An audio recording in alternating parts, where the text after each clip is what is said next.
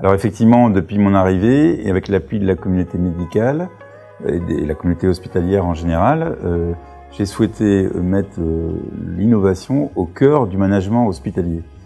L'innovation, pour moi, c'est organiser dès aujourd'hui, au profit de la patientèle qui nous fait confiance, les stratégies thérapeutiques et diagnostiques de demain. On a décliné ce message général dans toute notre politique d'investissement qui concerne autant les plateaux techniques que le biomédical, que les infrastructures immobilières ou les organisations de gouvernance, comme par exemple les délégations médico-administratives qui sont une autre forme d'innovation dans le management hospitalier.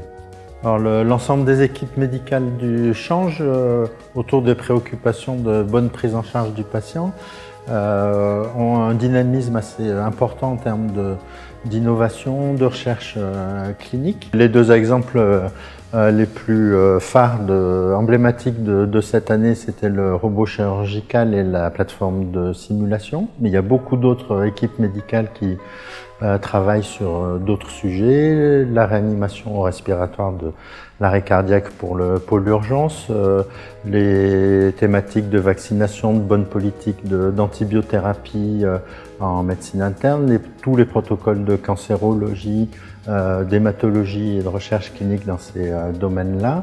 Il y a beaucoup d'activités chirurgicales aussi avec la chirurgie cardiaque, la chirurgie maxillofaciale, pour ne citer que quelques exemples les plus marquants de cette année qui vient de se dérouler. Certains dispositifs utilisés au change sont pratiquement d'habitude exclusivement réservés à un usage en centre hospitalier universitaire, et c'est une des forces de nos équipes médicales d'être pratiquement au niveau universitaire dans beaucoup de domaines d'activité et de spécialités médicales.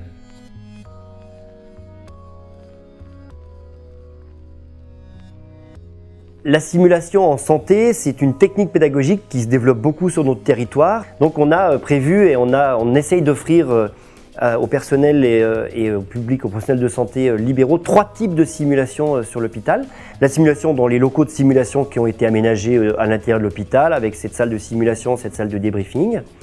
Et puis 2 autres types de simulation. La première, c'est de la simulation in situ. Nous avons le matériel pour nous déplacer là où les gens nous demandent de faire de la simulation. Dans les centres hospitaliers périphériques, dans les cliniques, chez nos collègues libéraux, partout on peut se déplacer pour être au plus proche et au plus près de leur matériel, de leurs outils, de leurs locaux, etc. etc. Et la 3e type de simulation, c'est la sim mobile, quelque chose d'original, premier en France à l'avoir fait. On a aménagé une ambulance dans laquelle il y a les mannequins, les caméras, et on peut donc, avec tous nos partenaires qui font de la médecine et du soin en roulant, eh bien, travailler dans l'ambulance en faisant des séances de simulation en roulant. Un des objectifs, c'est de faire travailler les équipes ensemble et surtout de confronter leur expérience. C'est une vraie richesse d'apprentissage, c'est une vraie richesse de transfert de connaissances. Mais ensuite, ce qui est très important pour ANSIM, c'est la séance de débriefing, le moment qu'on passe après la séquence de simulation. On les structure tout le temps de la même façon, avec des apports techniques. Bien entendu, on va insister sur le geste, sur la technicité du geste, mais tout ce qui est compétences non techniques, qui pour nous sont fondamentales, la gestion d'équipe, le leadership, la façon de se parler autour du patient, la façon de parler au patient, de le regarder. Une des valeurs de l'hôpital d'Annecy qu'on veut absolument retrouver dans nos séances de simulation. Et donc ce sont ces compétences non techniques qui font aussi l'importance de nos débriefings à ANSIM.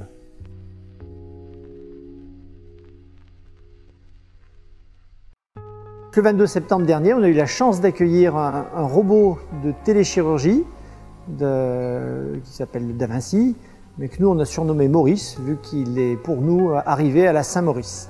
Dans la pratique quotidienne, ce robot change beaucoup de choses, car la façon de travailler avec est totalement différente de ce qu'on connaissait. Il y a déjà eu un gros changement quand on est passé de la chirurgie classique ouverte à la celliochirurgie, mais là on passe encore à un autre stade, c'est la celliochirurgie robotisée, où les réflexes, les façons de travailler, la façon de faire les gestes est encore différente, et donc ça demande encore un nouvel apprentissage. Alors le robot, il n'est pas adaptable à tous les types de chirurgie, et seulement certaines spécialités peuvent en bénéficier, et dans ces spécialités, certaines pathologies seulement peuvent en bénéficier. Pour ce qui est de l'ORL, l'indication qui est la plus bénéfique pour le patient, ce sont les tumeurs qui sont localisées au niveau de la base de la langue et au niveau de la zone qui se situe juste au-dessous de l'amygdale. L'intérêt de la téléchirurgie, il est multiple. Il est tout d'abord pouvoir se permettre de faire de manière plus systématisée, plus reproductible des interventions que l'on fait déjà en celluliochirurgie par un abord mini-invasif, et ce qui permet de ne pas vivre chaque intervention comme une épreuve physique pour le chirurgien. Tout a été prévu dans ce système pour que l'ergonomie, l'interactivité avec les équipes soient au maximum, et je pense que c'est réussi. Et donc les dernières interventions qu'on a faites confirmaient les impressions précédentes et la longue formation qu'on a fait auparavant. Ça va nous permettre également de pouvoir pousser plus loin les limites de la chirurgie mini-invasive. Ça permettra d'avoir pour les patients des suites plus simples, des récupérations plus rapides. Le sentiment que donne d'avoir un tel outil entre les mains, c'est un petit peu celui que doivent avoir les pilotes d'aéronautique à qui on va fournir un nouvel appareil à piloter de dernière génération et pour lequel il y a toute une armée de technologies à appréhender. Et quand on connaît le coût de l'engin, on a envie de l'utiliser de la meilleure des façons possibles et c'est quelque chose d'aussi très très motivant ça. J'ai eu le grand privilège d'entraîner le robot au centre hospitalier d'Annecy. Ça a été une grande fierté et je pense je l'ai partagé avec toute l'équipe ce jour-là.